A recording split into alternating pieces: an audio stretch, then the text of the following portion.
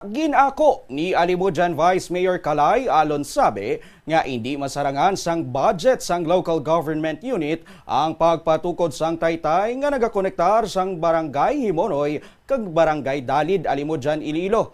Iniyang nangin sabat ni alon sabi matapos ginpabombo ang nasambit nga barangay Bangod sa madugay na nga sitwasyon kag delikado nga pagtabok sa mga estudyante kag residente sa Suba padulong sa isa ka barangay. Sa interview sang Bombo Radio kay Alon sabi, iya ginpahayag nga nag-ugat ini sa pagpalabot sang isa ka residente kay Sangguniang Bayan member John Darwin o Condondon Almacen kung sa diin gilayon man nga nagduso sang resolusyon si Almacen nga nag-request sa opisina ni Iloilo Governor Arthur Defensor Jr.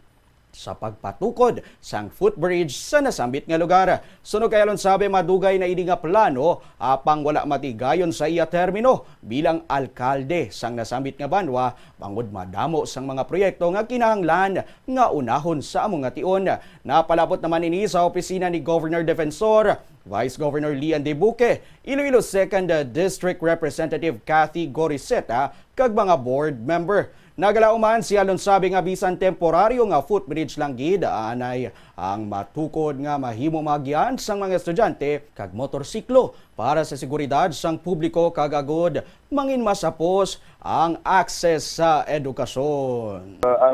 At this time, why coordinate ang provincial government about our resolution that the good governor Tuto Defensor with the support of Vice Governor Lian De Buque and the two board members of the 2nd District of Iloilo, pila man siling buligan nila matigayon ini. Kung makita lang nila siguro kung ano ini ka-importante, kag ano ang kaluluoy ng sitwasyon sa kabataan. Siguro ang aton nga gobyerno nasyonal, siguro since hindi kaya ang local government unit, matalupangdan yun nila pariyas bang sang pagdatag igsalupangod sang former congressman Kadyo Curiseta, kaging patukod ang Taytay, halin sa Bagubayan, lapos sa Tiwalo, ngayon sang San Miguel, na subong dako gid ang bulig sa komunidad.